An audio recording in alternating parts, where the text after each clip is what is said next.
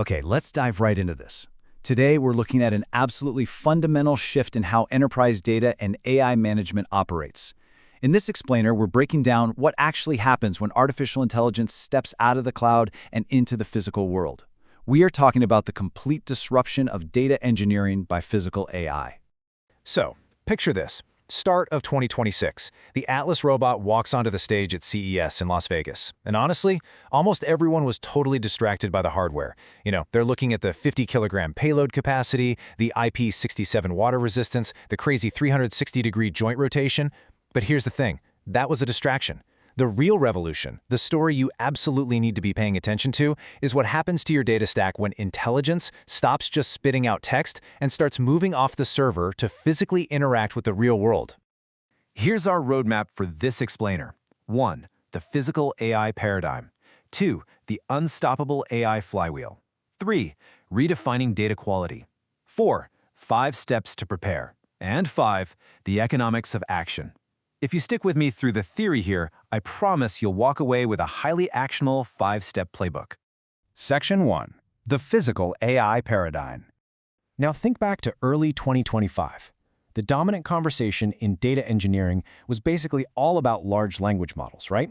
You had your batch ETL pipelines, vector databases, RAG frameworks. The model was fundamentally passive. You queried it, it gave you a response. But physical AI relies on vision language action pipelines, or VLAs. These are multimodal, they are continuous, and the paradigm has entirely flipped from query the model to the model is always running.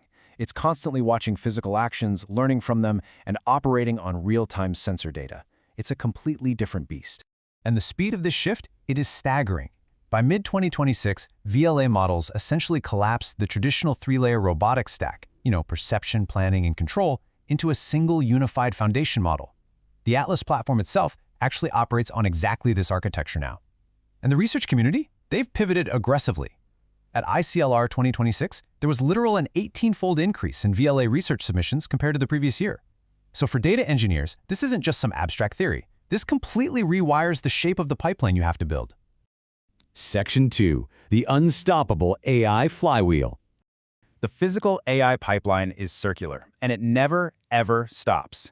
A single humanoid robot on a production line doesn't just passively log data, it generates an absolute torrent of it. We're talking terabytes of data every single hour. You have joint-level telemetry streaming in at a blistering 1,000 Hz. You've got RGBD camera frames hitting at 30 Hz. You're pulling in tactile sensor readings. You're processing dense 3D point clouds. It is a massive, asynchronous, multi-rate, multi-modal stream that feeds directly back into training the fleet.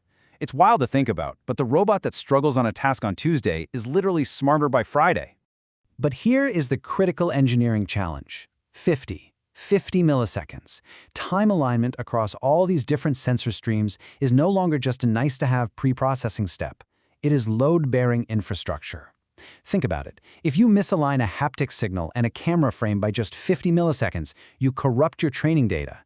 And if you corrupt your training data in the physical world, you could end up shipping a robot that drops heavy metal parts onto a human colleague.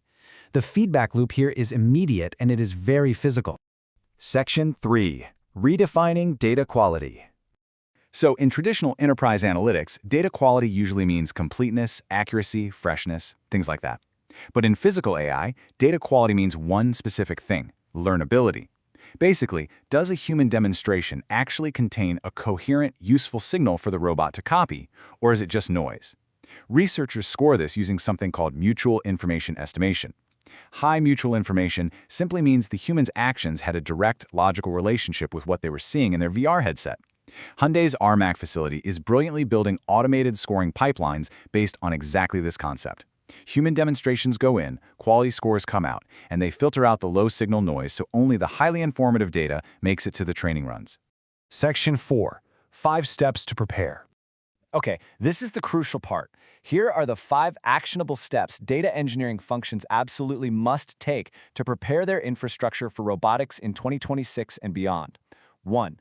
Stress test your streaming architecture right now for multi-rate, multimodal data. 2. Learn what mutual information estimation means for your curation pipelines.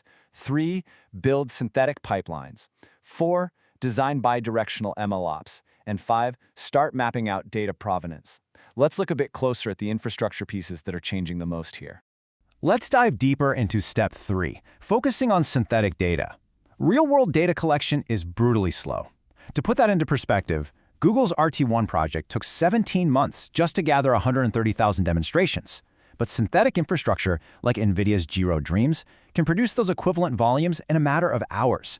You just feed it a prompt, it generates diverse videos of future states, converts them to 3D trajectories, filters them for physical plausibility, and pushes them straight to training. Tools like Isaac Sim and Cosmos, they're no longer just R&D experiments. They are production infrastructure now, and managing them belongs squarely inside the data engineering function.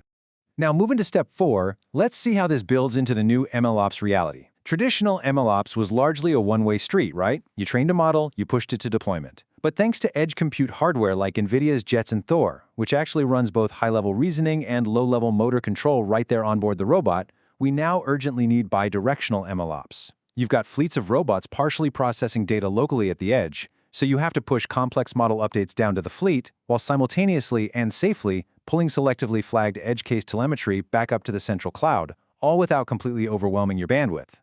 And step 5 is all about auditability. As these robots enter highly regulated environments, think automotive assembly or eventually even healthcare, strict data lineage will literally be legally required. Auditors are going to want to know exactly what specific data trained the model that's making physical, potentially dangerous decisions right next to a human worker. Right now, there is no standard for physical AI data lineage. The enterprise teams that build this tracking first, they're going to set the industry standard for sure. Section 5, the economics of action. Let's ground everything we've just talked about in absolute reality, looking at the raw numbers. The estimated cost for a human warehouse worker is roughly $28 an hour. The estimated all-in cost for a humanoid robot, $5.71 an hour. It is almost unbelievable. The return on investment case isn't something executives are sitting around pondering for the distant future. The case is already closed. The economics are absolutely not going to wait for your architecture to catch up. I mean, Hyundai's Georgia megaplant is launching Atlas pilots this year. The reality is, the robots are already in the building. The theoretical debates, they're over. The only question that remains for data and AI engineering teams is this: is your enterprise data stack actually ready to run them? I highly recommend using the 5 steps we covered to assess your pipelines today, because the physical AI era has officially arrived.